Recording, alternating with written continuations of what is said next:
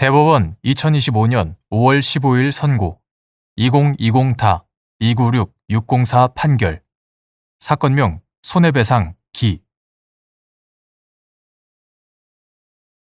1. 이른바 행정상 공표의 방법으로 실명을 공개함으로써 타인의 명예를 훼손한 경우 위법성이 조각되기 위한 요건.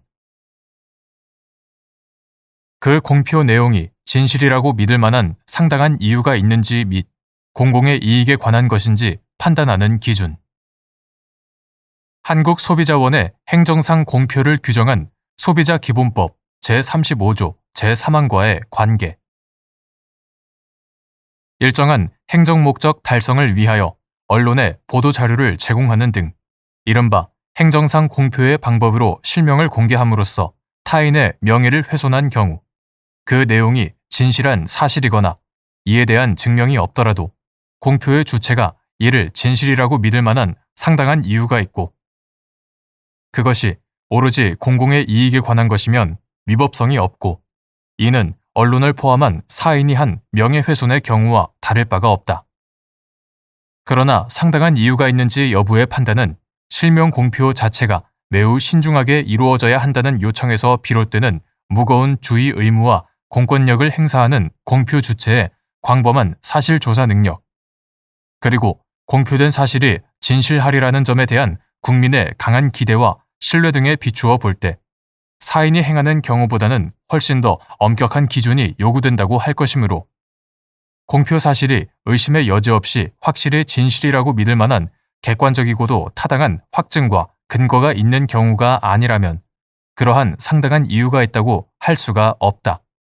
또한 공공의 이익에 관한 것인지 여부는 그 적시된 사실의 구체적 내용, 그 사실의 공표가 이루어진 상대방의 범위, 그 표현의 방법 등 표현 자체에 관한 재반 사정을 고려함과 동시에 그 표현으로 훼손되거나 훼손될 수 있는 명예의 침해 정도 등을 비교, 고려하여 결정하여야 하고 여기에는 소비자기본법 제35조 제3항이 한국소비자원은 업무 수행 과정에서 취득한 사실 중 소비자의 권익 증진, 소비자 피해의 확산 방지, 물품 등의 품질 향상, 그 밖에 소비 생활의 향상을 위하여 필요하다고 인정되는 사실은 이를 공표하여야 한다.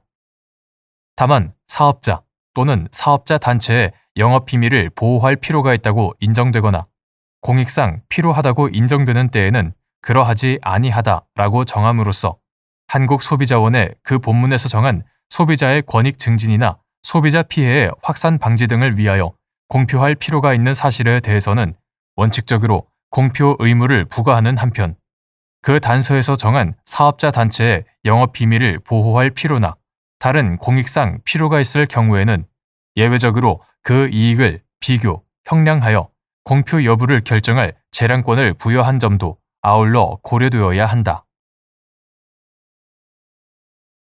2. 명예훼손으로 인한 손해배상 청구 소송에서 적시된 사실의 허위성 및 위법성 조각 사유에 대한 증명 책임의 분배. 사실을 적시함으로써 타인의 명예를 훼손하는 경우 원고가 청구 원인으로 그 적시된 사실이 허위 사실이라고 주장하며 손해배상을 구하는 때에는 그 허위성에 대한 증명 책임은 원고에게 있다. 다만 피고가 적시된 사실에 대하여 그 목적이 오로지 공공의 이익을 위한 것이고 그 내용이 진실한 사실이거나 진실이라고 믿을 만한 상당한 이유가 있어 위법성이 없다고 항변할 경우 위법성을 조각시키는 사유에 대한 증명 책임은 이를 피고가 부담한다. 3. 행정상 공표가 명예훼손이 되기 위한 요건. 적시된 전체 내용의 취지를 살펴볼 때 중요한 부분이 객관적 사실과 합치되는 경우 세부에 있어서 진실과 약간 차이가 나거나 다소 과장된 표현이 있다고 하더라도 이를 허위의 사실이라고 볼 수 있는지 여부. 소극. 적시된 내용이 사실을 적시한 것인지 판단하는 기준. 행정상 공표의 경우에도 순수하게 의견만을 표명하는 것은 타인의 명예를 훼손하는 행위가 될 여지가 없으나 의견이나 평가를 표명하는 형식의 표현 행위라 하더라도 그 전체적 취지에 비추어 의견의 근거가 되는 숨겨진 기초 사실에 대한 주장이 묵시적으로 포함되어 있고 그 사실이 타인의 사회적 평가를 침해할 수 있다면 명예훼손에 해당할 수 있다. 나아가 적시된 전체 내용의 취지를 살펴볼 때 중요한 부분이 객관적 사실과 합치되는 경우에는 세부에 있어서 진실과 약간 차이가 나거나 다소 과장된 표현이 있다고 하더라도 이를 허위의 사실이라고 볼 수는 없다.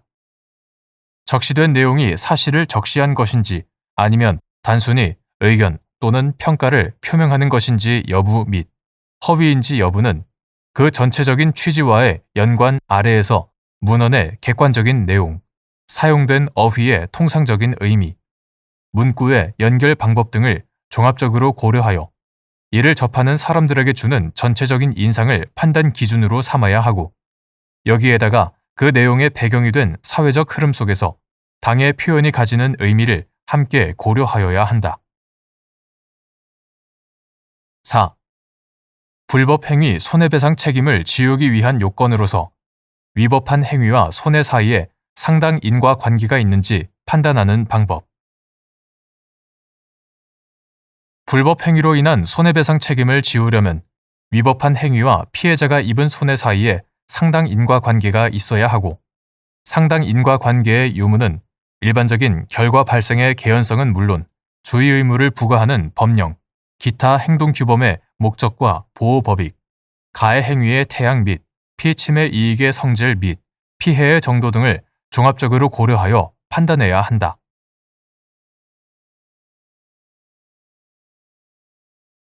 대법원 2025년 5월 15일 선고 2022-235009 판결 사건명 구상금 1. 소액 사건에 관한 상고 이유 중 대법원 판례에 상반되는 판단할 한때의 요건을 갖추지 않았지만 대법원이 실체법의 해석과 적용에 관하여 판단할 수 있는 경우 소액 사건에 적용되는 법령의 해석에 관한 대법원 판례가 명확하지 않고 그 법령이 적용되는 다수 사건이 하급심에 계속되는 등 특별한 사정이 있는 경우에는 소액 사건에 관한 상고 이유 중 대법원 판례에 상반되는 판단을 한 때의 요건을 갖추지 아니하였더라도 법령 해석의 통일이라는 대법원의 본질적 기능에 비추어 실체법의 해석과 적용에 관하여 판단할 수 있다. 2. 국민건강보험공단이 교통사고 피해자에게 보험급여를 한 다음 국민건강보험법 제58조 제1항에 따라 자동차 손해배상 보장법 시행령 제3조 제1항 제2호 단서 규정에 의한 책임보험금 청구권을 대위하는 경우 대위의 범위 공단 부담금의 한도 내에서 책임보험금 중 원래 가해자가 부담하여야 할 손해배상액 부분에 대해서는 공단 부담금 중 가해자의 책임 비율에 해당하는 금액 피해자 과실과 관계없이 위 단서 규정에 따라 증액된 나머지 부분에 대해서는 전액 국민건강보험공단 이하 공단이라고 한다. 공단의 손해배상 청구권 대위를 인정한 국민건강보험법 제58조의 문헌과 입법 취지 국민건강보험제도의 목적과 사회보장적 성격 불법 행위가 없었을 경우 보험급여 수급권자가 누릴 수 있는 법적 지위와의 균형이나 이익 형량 보험급여 수급권의 성격 등을 종합하여 보면 공단이 불법 행위의 피해자에게 보험급여를 한 다음 국민건강보험법 제58조 제1항에 따라 피해자의 가해자에 대한 기왕치료비 손해배상 채권을 대위하는 경우 그 대위의 범위는 가해자의 손해배상액을 한도로 공단이 부담한 보험급여 비용 이하 공단 부담금이라 한다. 공단 부담금 전액이 아니라 그중 가해자의 책임 비율에 해당하는 금액으로 제한되고 나머지 금액, 공단 부담금 중 피해자의 과실 비율에 해당하는 금액, 나머지 금액에 대해서는 피해자를 대위할 수 없으며 이는 보험급여 후에도 여전히 손해를 전보받지 못한 피해자를 위해 공단이 최종적으로 부담한다고 보아야 한다. 이러한 법리는 공단이 국민건강보험법 제58조 제1항에 따라 피해자를 대위하여 가해자의 책임 보험자를 상대로 구상금을 청구하는 경우에도 마찬가지이다. 자동차 손해배상보장법 시행령 제3조 제1항 제2호 단서 이하 단서 규정이라 한다. 단서 규정은 피해자에게 발생한 손해액이 자동차 손해배상보장법 제15조 제1항의 규정에 의한 자동차 보험 진료 수가에 관한 기준에 따라 산출한 진료비 해당액에 미달하는 경우에는 별표 1에서 정하는 금액의 범위에서 그 진료비 해당액을 책임보험금으로 지급하도록 규정하고 있다. 단서 규정의 취지는 교통사고 피해자가 입은 손해 중 그의 과실 비율에 해당하는 금액을 공제한 손해액이 위 규정의 진료비 해당액에 미달하는 경우에도 교통사고로 인한 피해자의 치료 보장을 위해 그 진료비 해당액을 손해액으로 보아 이를 책임보험금으로 지급하라는 것으로 해석되므로 교통사고 피해자로서는 교통사고의 발생에 기여한 자신의 과실의 유무나 다과에 불구하고 단서 규정에 따른 진료비 해당액을 자동차 손해배상 보장법에 의한 책임보험금으로 청구할 수 있다. 이 경우 보험회사의 교통사고 피해자에 대한 책임보험금 지급 채무는 가해자의 교통사고 피해자에 대한 손해배상 채무를 병존적으로 인수한 것이 돼 그중 손해액만이 위와 같이 법령에 따라 의제되어 가해자가 부담하여야 할 손해배상액보다 증가된 것으로 볼 수 있다. 그렇다면 공단이 교통사고 피해자에게 보험급여를 한 다음 국민건강보험법 제58조 제1항에 따라 단서 규정에 의한 책임보험금 청구권을 대위하는 경우 그 대위의 범위는 공단 부담금의 한도 내에서 책임보험금 중 원래 가해자가 부담하여야 할 손해배상액 부분에 대해서는 공단 부담금 중 가해자의 책임 비율에 해당하는 금액으로 제한되고 피해자 과실과 관계없이 단서 규정에 따라 증액된 나머지 부분에 대해서는 전액을 대위할 수 있다고 보아야 한다.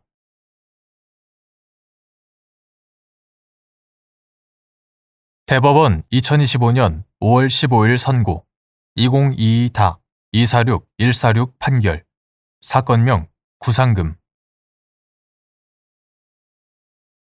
교통사고 피해자의 부상으로 인한 손해액이 자동차 보험 진료 수가에 관한 기준에 따라 산출한 진료비 해당액에 미달하는 경우 자동차 손해배상 보장법 시행령 제3조 제1항 제2호 단서 규정이 적용되는지 여부, 적극 및 여기서 부상으로 인한 손해액과 진료비 해당액을 산정하는 방법.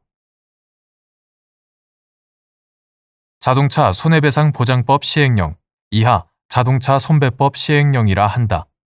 자동차 손배법 시행령 제3조 제1항은 자동차 손해배상 보장법 제5조 제1항의 규정에 따라 자동차 보유자가 가입하여야 하는 책임보험 또는 책임공제의 보험금 또는 공제금 이하 책임보험금이라 한다.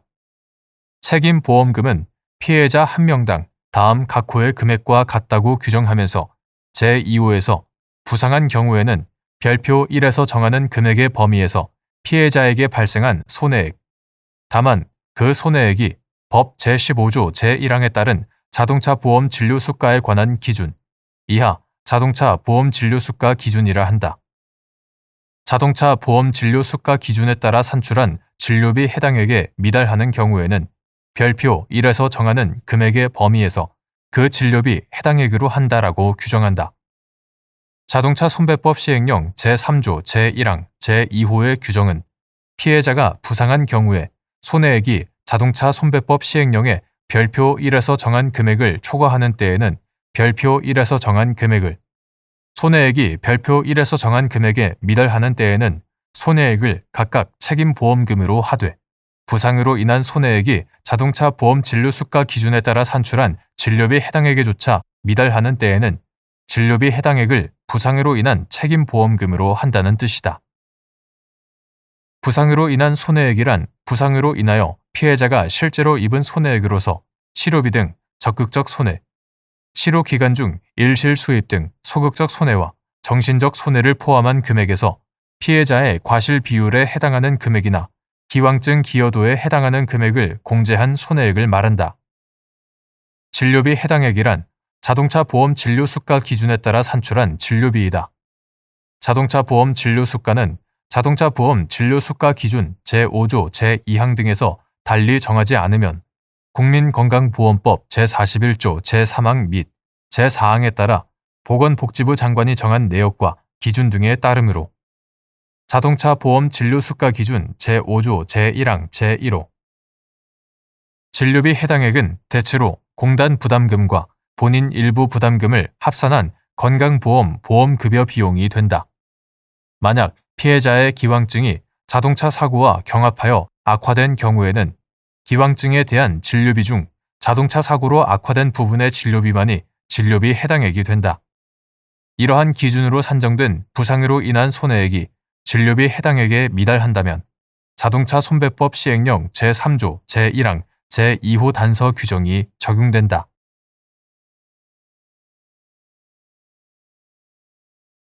대법원 2025년 5월 15일 선고 2022-256-327 판결 사건명 대여금 채무자 회생 및 파산에 관한 법률 제625조 제2항 본문에서 말하는 면책의 의미 및 같은 법 제624조에 따라 면책 결정이 확정된 경우 별채권자였던 자가 채무자를 상대로 종전 개인 회생 채권의 이행을 소구할 수 있는지 여부 소극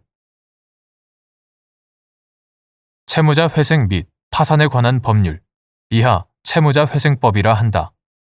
채무자 회생법 제625조 제2항 본문은 면책을 받은 채무자는 변제 계획에 따라 변제한 것을 제외하고 개인 회생 채권자에 대한 채무에 관하여 그 책임이 면제된다라고 규정하고 있다. 여기서 말하는 면책이란 채무 자체는 존속하지만 채무자에 대하여 이행을 강제할 수 없다는 의미이므로 면책된 개인 회생 채권은 통상의 채권이 가지는 소재기 권능을 상실하게 된다. 한편 채무자 회생법 제625조 제2항 단서 제1호에서 개인 회생 채권자 목록에 기재되지 아니한 청구권에 관하여는 면책 결정에도 불구하고 책임이 면제되지 아니한다고 규정하고 있으나 별채권자가 채무자에 대하여 가지는 개인 회생 채권을 면책에서 제외되는 청구권으로 규정하고 있지는 않다.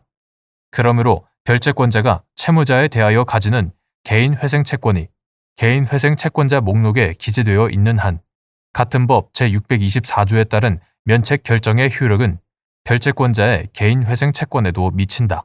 따라서 별채권자가 별채권 행사를 통하여 채권의 변제를 받지 못하였더라도 같은 법 제624조에 따라 면책 결정이 확정된 이상 별채권자였던 자로서는 같은 법 제586조, 제411조에 따라 그 담보권을 실행할 수 있을 뿐 채무자를 상대로 종전 개인 회생 채권의 이행을 소구할 수는 없다.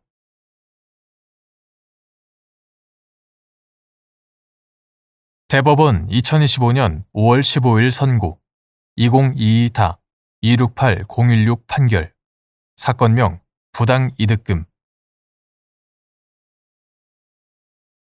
양도소득세 납세 의무자가 구소득세법 제105조 제1항 각호의 예정 신고 기한이 지나 양도소득 과세표준 신고를 하였으나 그 신고일이 같은 법 제110조 제1항에서 정한 확정 신고 기한 도래 전인 경우 위 양도소득에 관하여 납세 의무가 확정되는 시기 구소득세법 제114조 제1항에 따라 관할 세무서장이 과세표준과 세액을 결정하는 때 및 이 경우 세액에 관한 법정 기일 국세기본법 제35조 제1항 제3호 나목에 따라 과세관청이 납세 고지서를 발송한 날 국세기본법 2019년 12월 31일 법률 제16841호로 개정되기 전의 것 이하 같다.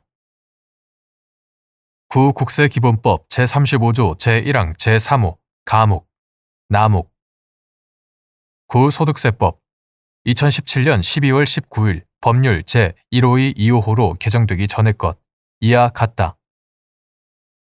구소득세법 제105조 제1항, 제110조 제1항, 제114조 제1항의 문헌 및 취지 등을 종합하면 양도소득세 납세 의무자가 과세 표준과 세액을 신고한 날이 국세기본법 제35조 제1항 제3호 가목에 따라 법정 기일이 되기 위해서는 소득세법이 정한 신고 기한을 준수하는 등 적법하게 신고가 이루어져야 한다. 이는 구소득세법 제110조 제1항의 확정신고 기한은 물론이고 같은 법 제105조 제1항 각호가 정한 예정신고 기한에 대해서도 마찬가지이다.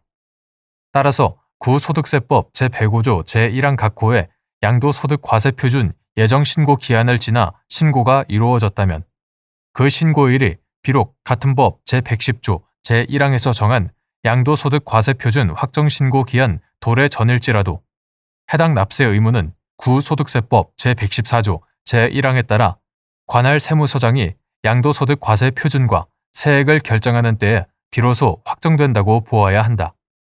이 경우 그 세액에 관한 법정 기일은 예정 신고 기한이 지난 뒤에 그 신고일이 아니라 국세기본법 제35조 제1항 제3호 나목에 따라 과세관청이 납세고지서를 발송한 날이 된다.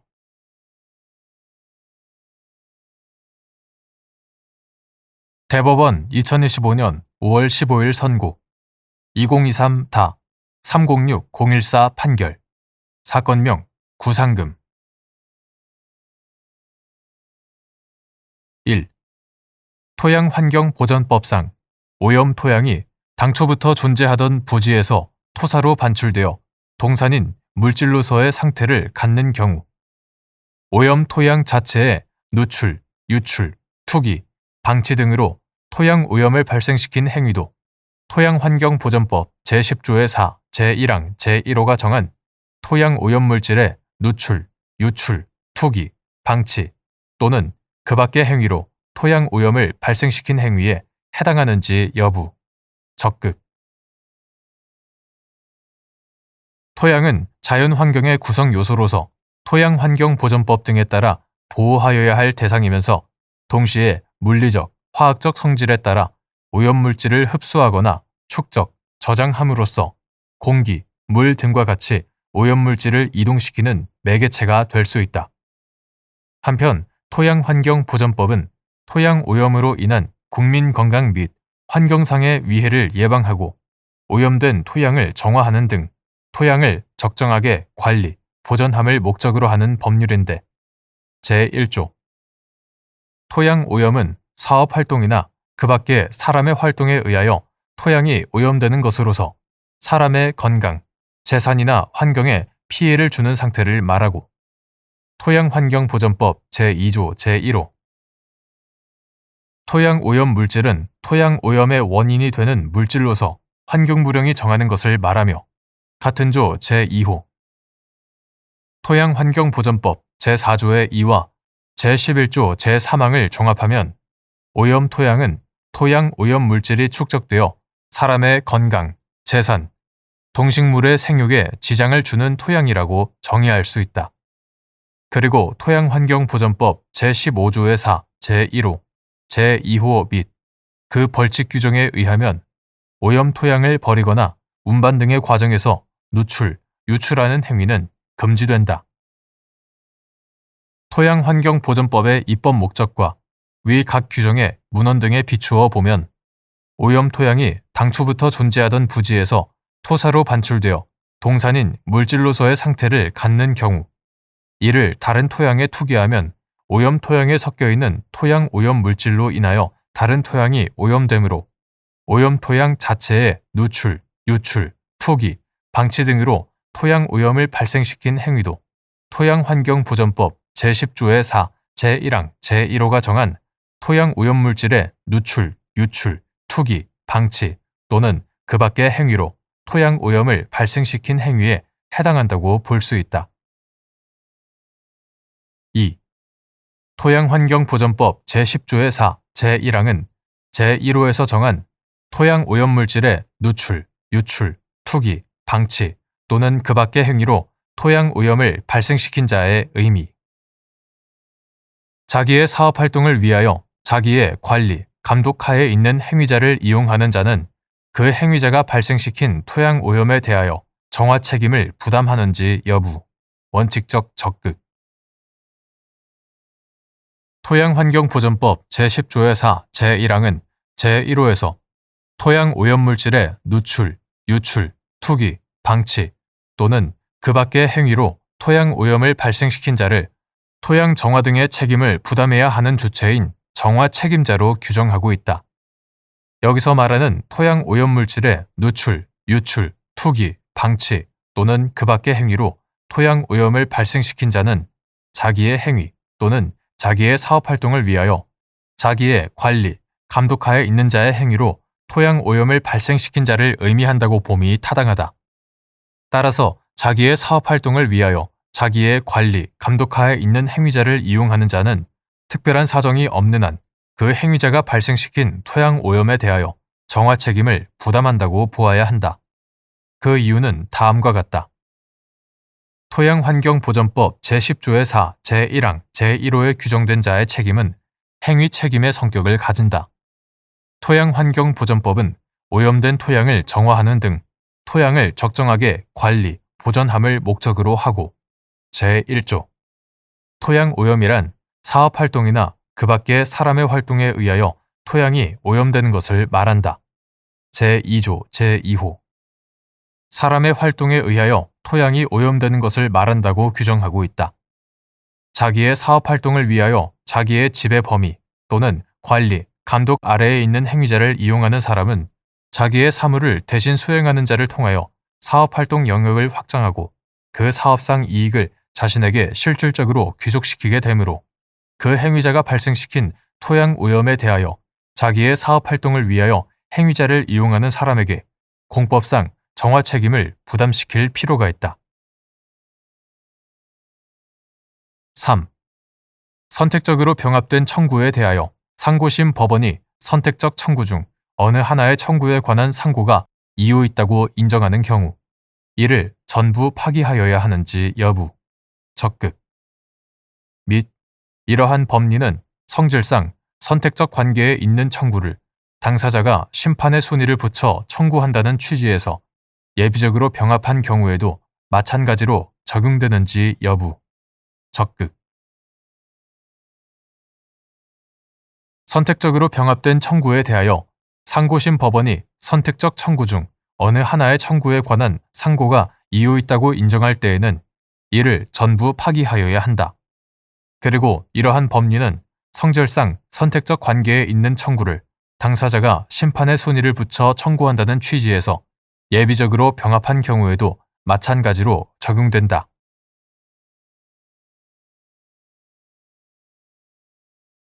대법원 2025년 5월 15일 선고 2024다 310-980 판결 사건명 청구 2의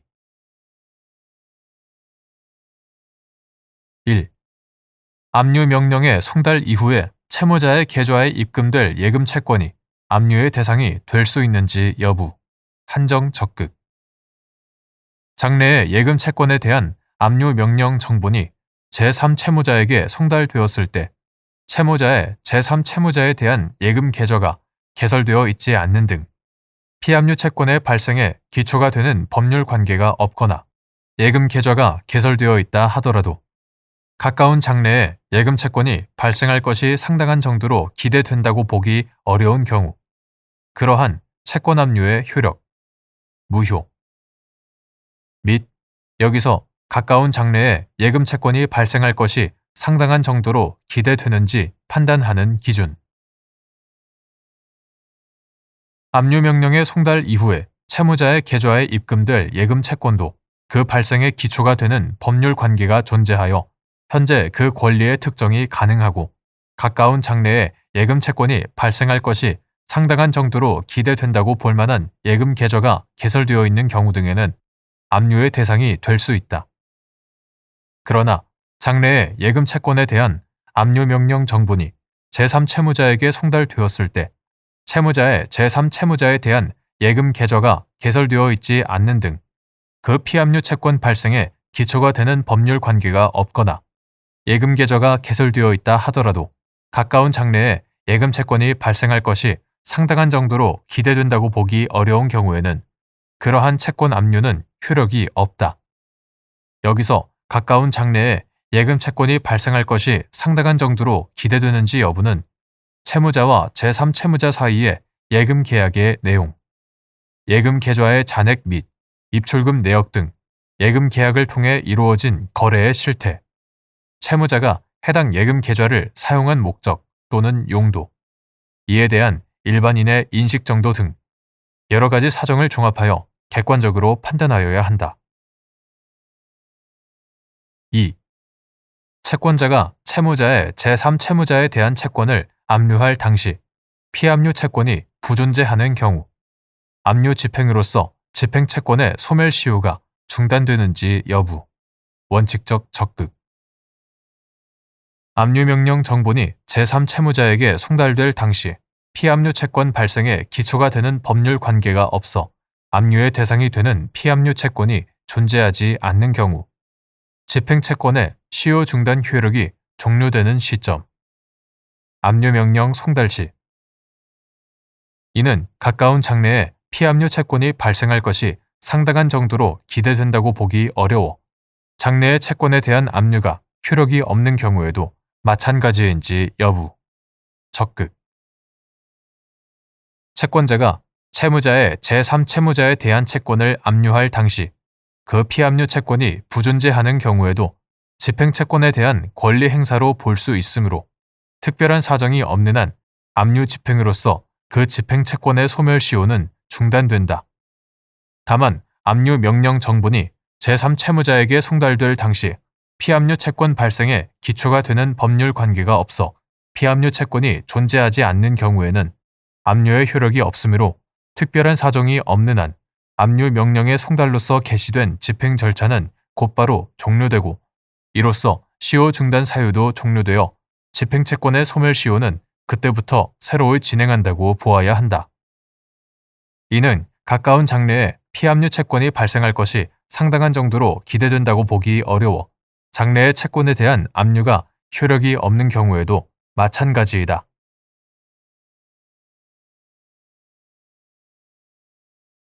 대법원 2025년 5월 15일 선고 2024다 317332 등 판결 사건명 건물 인도 등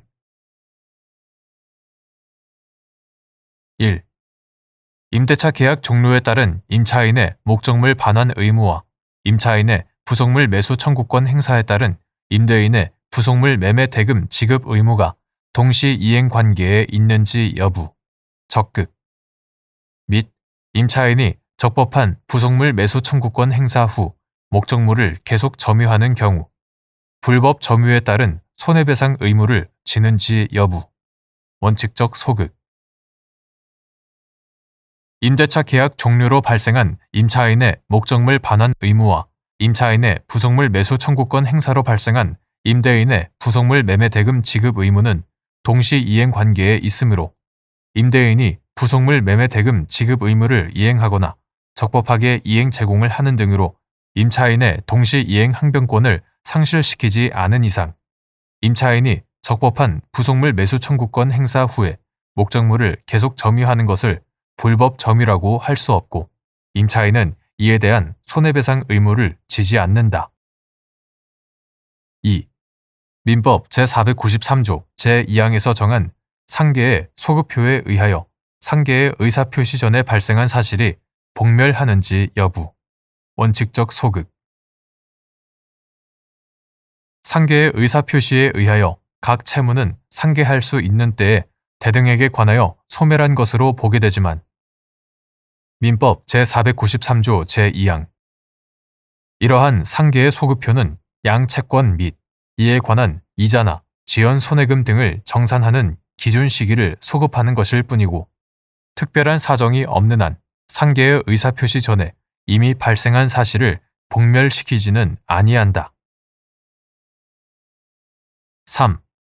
갑시설관리공단이 을 주식회사를 상대로 임대차 계약 종료 후에도 임대 목적물인 건물 부분을 불법 점유하고 있다며 건물 부분의 인도와 함께 임대차 계약에서 월 차임의 1.3배로 정한 손해배상 예정액의 지급을 구하자 을 회사가 준비 서면의 송달로 부속물 매수 청구권을 행사한다는 의사 표시를 하고, 갑공단도 준비 서면의 송달로 을 회사의 불법 점유로 인한 갑공단의 손해배상 채권을 자동 채권으로 하여 을 회사의 부속물 매매 대금 채권과 대등에게서 상계한다는 의사 표시를 한 사안에서 갑공단의 상계 의사 표시로 그 의사 표시 이전까지 존재하였던 갑공단의 부속물 매매 대금 지급 의무와 을 회사의 건물 부분 인도 의무 사이에 동시 이행 관계가 상계 적상이 있었던 시기로 소급하여 소멸한다거나 이로 인해 을 회사의 점유가 소급하여 불법 점유가 된다고 할 수 없는데도 상계의 소급효에 의해 동시 이행 관계 내지 점유 권한이 소급하여 상실됨을 전제로 을 회사의 부속물 매수 청구권 행사 의사가 표시된 준비 서면이 갑공단에 송달된 날부터 갑공단의 상계의 의사가 표시된 준비 서면이 을 회사에 송달된 날까지 을 회사의 건물 부분에 대한 점유를 불법 점유로 보아 을 회사는 갑공단에 위 기간에 대하여 손해배상 예정액을 지급할 의무가 있다고 본 원심 판단에 법리 오해에 잘못이 있다고 한 사례.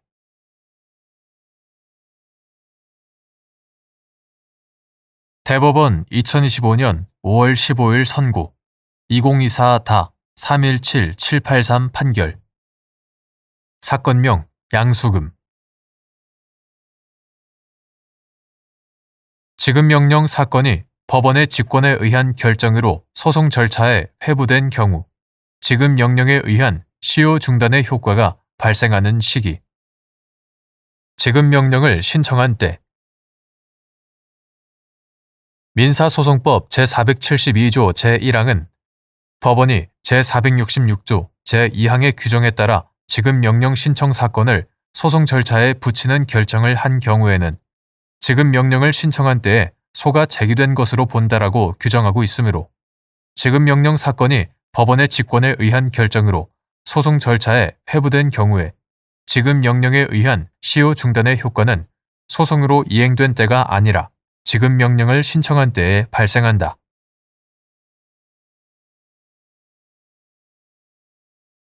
대법원 2025년 5월 15일 선고 2025다 202598 판결. 사건명 청구 이의.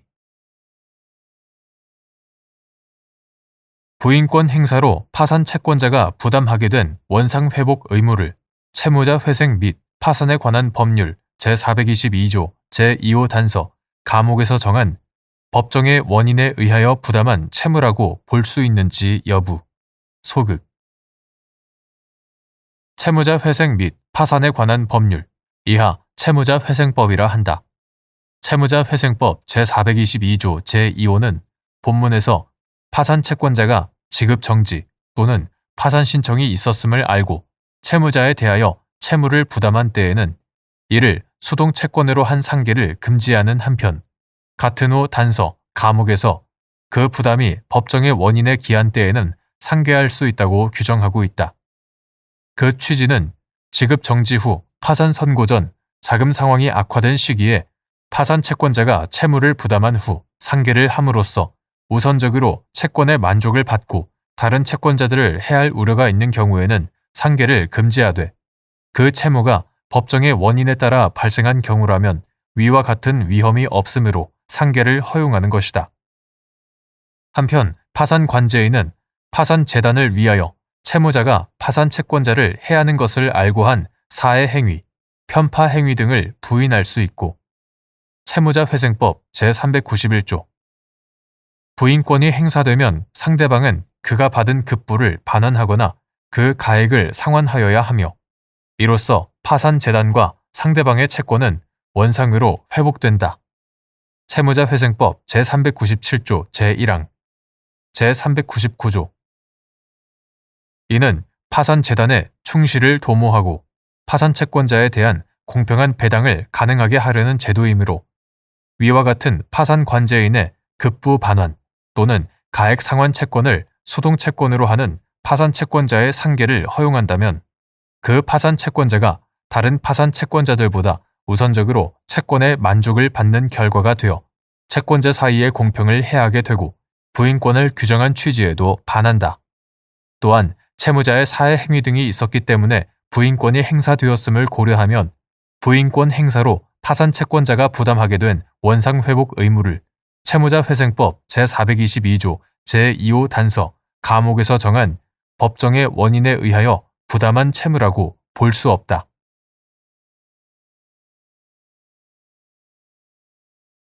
대법원 2025년 5월 15일 선고 2025-202970 판결 사건명 특허권 침해금지 등 1. 특허 발명의 보호 범위를 확정하는 기준 청구 범위에 적혀있는 사항 및 발명의 설명이나 도면 등으로 보호 범위를 제한하거나 확장할 수 있는지 여부 원칙적 소극 청구 범위에 적혀있는 사항을 해석하는 방법 특허 발명의 보호 범위는 청구 범위에 적혀있는 사항에 따라 정해지고 발명의 설명이나 도면 등으로 보호 범위를 제한하거나 확장하는 것은 원칙적으로 허용되지 않는다. 그러나 청구 범위에 적혀있는 사항은 발명의 설명이나 도면 등을 참작하여야 그 기술적인 의미를 정확하게 이해할 수 있으므로 청구 범위에 적혀있는 사항의 해석은 문헌의 일반적인 의미 내용을 기초로 하면서도 발명의 설명이나 도면 등을 참작하여 문헌에 의하여 표현하고자 하는 기술적 의의를 고찰한 다음 객관적, 합리적으로 하여야 한다. 2. 이른바 특허권의 속지주의 원칙과 구성요소 완비의 원칙의 의미 국내에서 특허 발명의 실시를 위한 부품 또는 구성 전부가 생산되거나 대부분의 생산 단계를 마쳐 주요 구성을 모두 갖춘 반제품이 생산되고 위와 같은 부품 전체의 생산 또는 반제품의 생산만으로도 특허 발명의 각 구성 요소가 유기적으로 결합한 일체로서 가지는 작용 효과를 구현할 수 있는 경우 국내에서 특허 발명의 실시 제품이 생산된 것과 같이 볼 수 있는지 여부, 적극 및 이러한 경우에 해당하는지는 특허권의 속지주의 원칙과 구성요소 완비의 원칙을 고려하여 엄격하게 판단하여야 하는지 여부, 적극 물건의 발명에 관한 특허권자가 물건에 대하여 가지는 독점적인 생산, 사용, 양도, 대여 또는 수입 등의 특허 실시에 관한 권리는 특허권이 등록된 국가의 영역 내에서만 효력이 미치고 이른바 특허권의 속지주의 원칙 특허권 침해 소송의 상대방이 제조하는 물건이 특허권을 침해하는 물건에 해당하려면 특허 발명의 청구 범위에 기재된 각 구성 요소와 그 구성 요소 간의 유기적 결합 관계가 그 물건에 그대로 포함되어 있어야 한다. 이른바 구성 요소 완비의 원칙. 한편 국내에서 특허 발명의 실시를 위한 부품 또는 구성 전부가 생산되거나 대부분의 생산 단계를 마쳐 주요 구성을 모두 갖춘 반제품이 생산되고 이것이 하나의 주체에게 수출되어 마지막 단계의 가공, 조립이 이루어질 것이 예정되어 있으며 그와 같은 가공, 조립이 극히 사소하거나 간단하여 위와 같은 부품 전체의 생산 또는 반제품의 생산만으로도 특허 발명의 각 구성 요소가 유기적으로 결합한 일체로서 가지는 작용 효과를 구현할 수 있는 상태에 이른 경우에는 특허권의 실질적 보호를 위해 국내에서 특허 발명의 실시 제품이 생산된 것과 같이 볼 수 있다. 이러한 경우에 해당하는지는 특허권의 속지주의 원칙과 구성요소 완비의 원칙을 고려하여 엄격하게 판단하여야 한다. 3. 특허권 간접 침해 제도의 취지 특허법 제127조 제1호에 그 물건의 생산에만 사용하는 물건에서 말하는 생산이 국내에서의 생산을 의미하는지 여부, 적극 및 이러한 생산이 국외에서 일어나고 그 전 단계의 행위가 국내에서 이루어진 경우 간접 침해가 성립하는지 여부, 소극 간접 침해 제도는 어디까지나 특허권이 부당하게 확장되지 아니하는 범위에서 그 실효성을 확보하고자 하는 것이다. 그런데 특허권의 속지주의 원칙상 특허법 제127조 제1호에 그 물건의 생산에만 사용하는 물건에서 말하는 생산이란 국내에서의 생산을 의미하므로 이러한 생산이 국외에서 일어나는 경우에는 그 전 단계의 행위가 국내에서 이루어지더라도 간접 침해가 성립할 수 없다. 4. 부정경쟁 방지 및 영업비밀 보호에 관한 법률 제2조 제1호 파목에서 정한 부정경쟁 행위에 해당하는지 판단하는 기준. 부정경쟁 방지 및 영업비밀 보호에 관한 법률 제2조 제1호 파목은 보호 대상인 성과 등의 유형에 제한을 두고 있지 않으므로 유형물뿐만 아니라 무형물도 이에 포함되고 종래 지식재산권법에 따라 보호받기 어려웠던 새로운 형태의 결과물도 포함될 수 있다. 성과 등을 판단할 때에는 위와 같은 결과물이 갖게 된 명성이나 경제적 가치, 결과물에 화체된 고객 흡인력, 해당 사업 분야에서 결과물이 차지하는 비중과 경쟁력 등을 종합적으로 고려해야 한다.